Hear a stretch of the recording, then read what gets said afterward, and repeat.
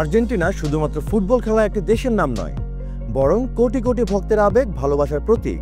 আর্জেন্টিনার খেলা মানে স্টেডিয়ামে হাজার হাজার দর্শকের উল্লাস।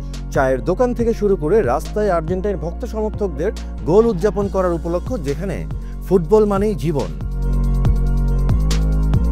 এই আবেগ শুধুমাত্র আর্জেন্টিনা বা দক্ষিণ আমেরিকাতে সীমাবদ্ধ নয়, বরং এই আবেগ ছড়িয়ে আছে বিশ্বের অন্যান্য প্রান্তেও।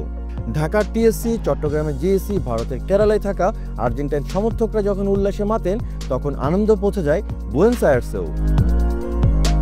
তবে যেখানে প্রেম আছে সেখানে থাকে বিরহের সুরও, আর যেখানেই সফলতা সেখানেও থাকে ব্যর্থতারই গল্প। আর্জেন্টিনার বিগত এক দশকের ফুটবল ইতিহাস অনেকটা তেমনই, প্রেম, বিরহ, সফলতা, ব্যর্থতার গল্পে লেখা। সেই বিরহ ও ব্যর্থতার গল্পকে পেছনে ফেলে ইতিহাস লেখে বিজয়ীরা। আজ আমরা সেই বিজয়ের গল্প শোনাব। তবে সেই গল্পের শুরুতেই বলতে হয় 2018 রাশিয়া বিশ্বকাপের কথা। আর্জেন্টিনা যেখানে পার হতে পারেনি লাস্ট 16 টিমের হার্ডলও, বিশ্বকাপ থেকে ছিটকে যাওয়ার পরে দায়িত্ব ছাড়েন প্রধান কোচ সাম্পাওলি। আগের 3 বড় টুর্নামেন্টে অর্থাৎ 2014 বিশ্বকাপ, 2015 ও 16 কোপা আমেরিকায় রানার্স আপ হওয়া সত্ত্বেও 2018 বিশ্বকাপে পারফরমেন্সের ছিটাফোঁটাও দেখা যায়নি। লিওনেল মেসিও অনির্দিষ্টকালের জন্য আন্তর্জাতিক ফুটবল থেকে বিরতিতে চলে যান। হতাশা, অবসাদ সব মিলিয়ে আর্জেন্টিনার ফুটবলের আকাশ মেঘলা হয়ে ওঠে। কিন্তু ফুটবল কখনো থেমে থাকে না, নতুন করে শুরু করতে হয় শূন্য থেকেই। 2018 বিশ্বকাপ থেকে বিদায় নেওয়ার পর 2 মাস আর্জেন্টিনার কোনো ম্যাচ ছিল না, আর তাই একটু ভেবেচিন্তেই কোচ নিয়োগ দিতে চাইছিল দেশটির ফুটবল অ্যাসোসিয়েশন AFA। এমন অবস্থায় দুঃসময়ে একটা সুসংবাদ আসে স্পেনের বালিয়ারিক দ্বীপপুঞ্জ থেকে। সেখানে চলতে থাকা লাল কুদিয়া আন্তর্জাতিক ফুটবল টুর্নামেন্টে খেলছিল আর্জেন্টিনার অনূর্ধ্ব 20 দল। দারুণ খেলতে থাকা সেই দলের প্রধান কোচ ছিলেন লিওনেল স্কালোনি, এবং তাকেই ওই বছরের 2 আগস্ট জাতীয় দলের অন্তর্বর্তী কোচ হিসেবে নিয়োগ দেয় AFA। পরবর্তী বছরগুলোতেই অবশ্য স্থায়ী কোচ হিসেবে স্কালোনি বিশ্বকে দেখিয়ে দেন তার নেতৃত্ব ও কৌশল কতটা ফলপ্রসূ। তার অধীনেই আর্জেন্টিনা 28 বছরের শিরোপা খরা কাটায় এবং বিশ্বকাপ ট্রফিও ঘরে তোলে 36 বছর পরে। আর সেই প্রস্তুতি শুরু হয় গুয়াতেমালাকে 3-0 গোলে হারিয়ে। এরপর মেসিকে আবার জাতীয় দলে ফিরিয়ে এনে লিওনেল স্কালোনি তৈরি করেন এক অপ্রতিরোধ্য দল।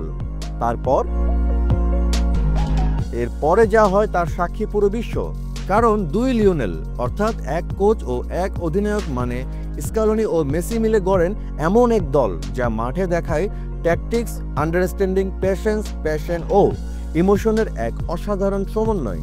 2018 থেকে 2025 পর্যন্ত 7 বছরের ব্যবধানে স্কালোনির অধীনে আর্জেন্টিনা খেলে 87 ম্যাচ।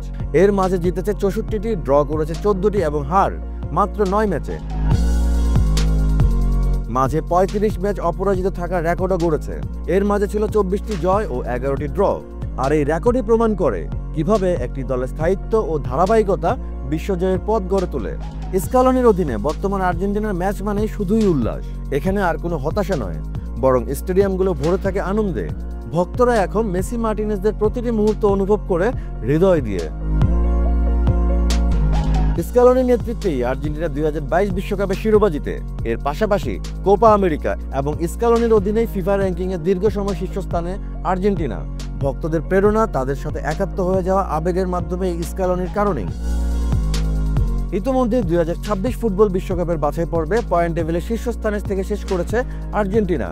আর তাই ভক্তদের টানা দ্বিতীয়বারের মতো বিশ্বকাপ জয়ের আশা বাড়িয়ে দিয়েছে এই আর্জেন্টিনা দল। তবে চ্যালেঞ্জ কিন্তু এখানে রয়ে গেছে, কারণ সাম্রাজ্য জয়ের চাইতেও বড় চ্যালেঞ্জ সেই সাম্রাজ্য ধরে রাখা। আর সেটাই এখন লিওনেল স্কালোনির মূল চ্যালেঞ্জ। এর মাঝে আরেকটি চ্যালেঞ্জ তার সামনে আসছে। মেসি থাকবেন কি থাকবেন না সেটা এখনো অনিশ্চিত। আর তাই ট্রফি ধরে রাখার পাশাপাশি নতুন খেলোয়াড়দের সঙ্গে সমন্বয় এখন স্কালোনির একটি বড় চ্যালেঞ্জ।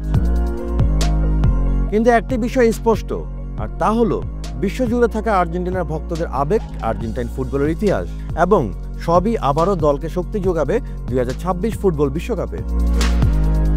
হ্যাঁ, আর্জেন্টিনার ফুটবল দল এটি এখন শুধু আর একটি খেলার মধ্যে সীমাবদ্ধ নয়, ভক্তদের কাছে এটি একটি আবেগ। লিওনেল স্কালোনির নেতৃত্ব, মেসির অবদান এবং এই ভক্তদের ভালোবাসা, এই তিনের সমন্বয়ে তৈরি হতে যাচ্ছে নতুন ইতিহাস। আর তাই 2026 ফুটবল বিশ্বকাপে আবার দেখা যাবে কিভাবে এই আবেগ, দক্ষতা ও একতার শক্তি আর্জেন্টিনাকে বিশ্ব জয়ের পথে এগিয়ে নিয়ে যায়। তবে তার আগে এখন ভক্তদের সামনে দুইটাই প্রশ্ন। স্ক্যালোনি কি মেসিকে 2026 ফুটবল বিশ্বকাপের দলে রাখতে পারবেন? তার চাইতেও বড় প্রশ্ন, মেসি কি নিজেও আর খেলবেন?